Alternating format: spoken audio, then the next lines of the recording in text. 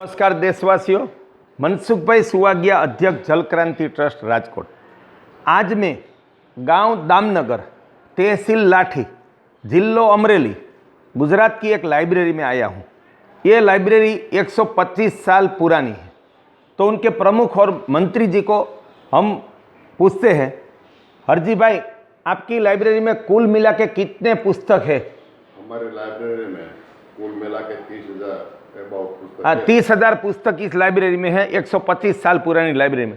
नटू भाई, आप मंत्री हैं लाइब्रेरी के और नियमित यहाँ सेवा प्रदान करते हो। मोबाइल के वास्ते आज हम सारे समाज में देख रहे कि हमारा पढ़ना, वांचन कम हो गया है, पुस्तक किताबें पढ़ना कम हो गया है। तो आपकी लाइब्रेरी में कितने प्रतिशत कम हुआ है? 80% कम हुआ है। 80% कम हो गया। खास करके युवा वर्ग कम आते हैं। युवा वर्ग कितना कम हो गया? 80%। युवा वर्ग 98% कम हो गया। ये हमारे देश के लिए बहुत चिंता का विषय है। हमारा इतिहास साक्षी है। विश्व का सबसे पहले ग्रंथ 4 वेद, 6 दर्शन शास्त्र, 11 उपनिषद और बहुत सारे नीति शास्त्र सबसे पहले भारत में लिखे गए। बाद में विश्व में लिपि या भाषा का अस्तित्व का जन्म हुआ। हमारे तक्षशिला विद्यापीठ और हमारी नालंदा विद्यापीठ में 1-1 लाख से ज़्यादा ग्रंथ थे। मेरे मित्रों ने बताया, हमारे संस्कृत ग्रंथ की जर्मनी में 4 बड़ी लाइब्रेरी है। वैसे तो बहुत सारी लाइब्रेरी है, लेकिन 4 लाइब्रेरी ऐसी है कि वहाँ संस्कृत के 1 लाख से ज़्यादा ग्रंथ है। वो किताबें पढ़कर सैकड़ों विषय में, भारत में हजारों विषय का संशोधन हुआ। इसकी वजह से भारत विश्व का सबसे धनाढ्य, सुशिक्षित और एक विज्ञान का देश बना। मैंने देखा है मेरे जीवन में, हमारे माननीय प्रधानमंत्री नरेंद्र मोदी जी ने 5,000 से ज़्यादा किताब पढ़ी है। और अब्दुल कलाम का जीवन ले लो तो उन्होंने बहुत सारी किताब पढ़ी है, वो उन्होंने ही लिखा है। वैसे महात्मा गांधी जी ले लो, कोई भी विचारक ले लो, कोई भी समाज सुधारक ले लो, तो उनकी जो विचार शक्ति सर्वोपरि बनी, उसमें साहित्य का, वांचन का बहुत बड़ा रोल है, प्रदान है। मैं भी मेरे जीवन को समझूं तो 19 साल की उम्र में मैंने 100 किताब खरीदी थी। मैं वैसे 12वीं तक पढ़ा नहीं हूँ, लेकिन मेरी 23 साल की उम्र में मैंने 300 पुस्तक पढ़े थे। उसमें से मुझे जीवन दर्शन और सारे एक विविध विषय का मुझे दर्शन हुआ, जिसकी वजह से आज मैं देश को 12वीं तक मैं कोई विषय का ग्रेजुएट नहीं हूँ, फिर भी इस देश को विश्व की सबसे सस्ती चेक डैम तालाब योजना में प्रदान कर सका हूँ, जिसको इस देश के तज्ञों ने राष्ट्र की जल क्रांति का नाम दिया है। मैं गाय का कोई ग्रेजुएट नहीं हूँ, पशु डॉक्टर नहीं हूँ, लेकिन फिर भी मैंने जो किताब लिखा, उनको विद्वानों ने भारतीय संस्कृति का 5वां वेद घोषित किया। और जो गाय लुप्तता की कगार पर आ गई थी, वो गाय, गिर और कांकरेज गाय आज भारत प्रसिद्ध हुई है। उनका मूल्य सोने के समान उनके दूध घी का हुआ है। तो इतना कार्य सफल हुआ, इतना मैं शास्त्र का मैं सर्जन कर सका। वैसे मैंने 8 किताब लिखी है, उनकी 8.5 प्रत नकल सारे देश में उनका वितरण हुआ है। उनका जो कोई प्रधान कारण है तो वो मेरा वांचन है। ये वांचन कम हो रहा है। एक बार एक सर्वे मैंने पढ़ा था कि भारत दुनिया में सबसे ज़्यादा वांचन जापान का है। इसलिए जहाँ प्राकृतिक संपदा दुनिया में सबसे कम है, फिर भी वो समृद्धि में और टेक्नोलॉजी में विश्व में सर्वोपरि राष्ट्र है। यूरोप के जो बहुत विकसित देश है, उनकी प्रजा का वांचन, अमेरिका का वांचन अध्ययन टोच पर है। और दुर्भाग्यवश जिस देश में सबसे ज़्यादा ग्रंथ सबसे पहले लिखे गए, वो भारत का वांचन कम था और उसमें मोबाइल की वजह से ये कम हो गया है। वो युवा वर्ग के लिए, माता पिता के लिए, हमारा शिक्षण व्यवस्था के लिए, प्राथमिक शाला से लेकर यूनिवर्सिटी तक, हमारे देश के विविध धर्म स्थानों के लिए और सरकार के लिए एक गंभीर चिंता का विषय है कि जिस राष्ट्र की प्रजा वांचन अध्ययन नहीं करेगी, वो राष्ट्र कितना भी विकसित हो, कितना भी धनाढ्य हो, तो उनका निश्चित पतन हो सकता है। तब आज हम विकास की गति पर चल रहे हैं, हम चोटी पर नहीं। वो राष्ट्र को सर्वोपरि बनाना है तो उनके लिए विविध विषय के श्रेष्ठ ग्रंथों का अध्ययन करना युवकों को अनिवार्य है। शिक्षा के जितना ही मूल्यवान है। मेरा जीवन का बहुत मैं सोच समझकर इस देश को 5-5 क्रांति और गोवेद जैसा ग्रंथ प्रदान किया है। 6000 गाँव में गया हूँ।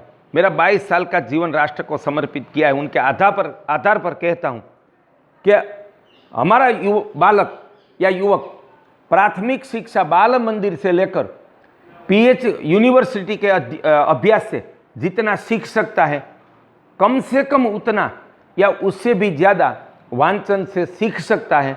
वो मेरा जीवन का अनुभव में बोल रहा हूँ और मैंने दुनिया में देखा है। ग्रेजुएट बनने से कोई सफल व्यक्ति नहीं बन सकता, मास्टर डिग्री से सफल व्यक्ति नहीं बन सकता, लेकिन विविध क्षेत्र में अभ्यास करके जो व्यक्ति खुद की चिंतन शक्ति को सर्वोपरि बनाता है, वही श्रेष्ठता की चोटी पर कोई भी क्षेत्र में, चाहे टेक्नोलॉजी हो, चाहे साहित्य हो, चाहे नया संशोधन हो, राजनीति हो, व्यापार हो, समाज सेवा हो, प्रकृति हो, पर्यावरण हो, जीव सृष्टि हो, उसमें वह सर्वोपरि स्थान पर जा सकता है। मैं इस माध्यम से ऐसी हालत मैंने यहाँ से शंखेश्वर तक, पालीताना, भावनगर, जामनगर, कच्छ जहाँ गया वहाँ सभी लाइब्रेरी के संचालकों ने बताया कि हमारे लाइब्रेरी गांव में तो बंद हो गई है और 80 से 90% वांचन कम हो गया है। वो सारे राष्ट्र के लिए गंभीर चिंता का विषय है। इस देश का एजुकेशन डिपार्टमेंट और धर्म क्षेत्र, समाज सेवा क्षेत्र, राष्ट्रीय स्वयंसेवक संघ और सरकार उसके ऊपर चिंतन करे कि हम नई पीढ़ी को कैसे प्रभावित करें। मोबाइल का दुष्परिणाम मैं देखता हूँ कि मानव की कार्य क्षमता आधी हो गई है और उनका ये वांचन है ना, वो 10% भी नहीं बचा है। और आने वाले समय में मानसिक अशांति का सबसे बड़ा कोई जो कारण बनेगा तो वो मोबाइल बनेगा। तो हमारे आरोग्य के लिए, हमारे स्वास्थ्य को टिकाने के लिए, हमारी चिंतन और विकास के लिए, संशोधन के लिए हमें मोबाइल का इस्तेमाल नियंत्रित करना होगा।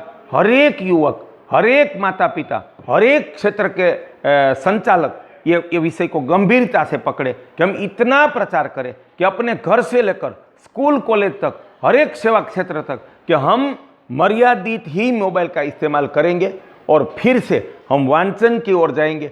जी सरस्वती एक ही संस्कृति है जिसने ज्ञान को सरस्वती अर्थात परमात्मा का स्वरूप घोषित किया है। वो संस्कृति वांचन का, शास्त्रों का मूल्य समझे। मैं देखता हूँ कि युवक मोबाइल में पढ़ते हैं, वो पागलपन का रास्ता है। छोटी सी बात, छोटा सा विचार, छोटी सा सूचन हम मोबाइल में पढ़ सकते हैं, लेकिन कभी भी 5 पन्ने की बुक भी या एक पत्रिका भी मोबाइल में नहीं पढ़नी चाहिए, वरना हमारी मानसिक शक्ति और मन की शांति और बुद्धि का नाश हो जाएगा। तो मोबाइल का इस्तेमाल कम से कम करें, मर्यादित करें और कोई भी किताब हम सीधी प्रत्यक्ष पढ़ें। समझ लो, किताब में से जो हम पढ़ते हैं वो सालों तक हमारे दिमाग में उसका प्रिंट पड़ा रहता है, वो शब्द पड़े रहते। जब भी उनकी आवश्यकता हुई तो वो बाहर आते। वो मोबाइल से संभव नहीं है। किताब का हम आदर कर सकते हैं, हम उनकी पूजा कर सकते हैं, किताब को हम प्रेम कर सकते हैं। हम मोबाइल को प्रेम कभी नहीं कर सकते, मोबाइल में लिखी बात को प्रेम नहीं कर सकते। तो विद्वानों ने कहा है, जिस घर में अच्छे पुस्तक है वही सच्चा घर है, वही सच्चा परिवार है। जिस घर में अच्छे किताब नहीं है, पुस्तक नहीं है, शास्त्र नहीं है, वो स्मशान के समान है। और जिस गांव में ऐसी लाइब्रेरी नहीं है, वो गांव स्मशान भूमि है।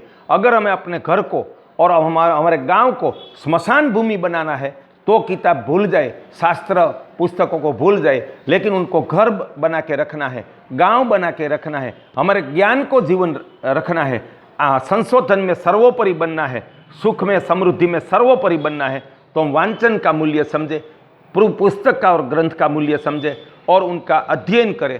अब उनको हमारा धर्म समझे, उनको हमारा प्राण समझे। हर एक घर में पुस्तक रखे। माता पिता को मेरी प्रार्थना है कि बचपन से ही कहानी की पुस्तक से आपके बच्चों को संस्कार डालो कि वो हमेशा एजुकेशन के साथ, शिक्षा के साथ अच्छे अच्छे प्रेरक पुस्तक पढ़े, महापुरुषों का जीवन चरित्र पढ़े, इतिहास पढ़े और इतिहास में जो गलती हुई है उससे हम बचे, हमारा परिवार बचे, हमारा देश और संस्कृति बचे और सही रास्ते पर चलकर अपने जीवन को, अपने गांव को, अपनी संस्कृति को, अपने क्षेत्र को और अपने राष्ट्र को महान बनाए। फिर से मेरा निवेदन है कि हम पुस्तक को प्रेम करें, उनको हमारे ज्ञान का दीपक समझें और हम अध्ययन को वृद्धि करें और वांचन में भारत सर्वोपरि राष्ट्र बने, ऐसा हमारा आह्वान है। मनसुख भाई सुवागिया, अध्यक्ष जल क्रांति ट्रस्ट राजकोट।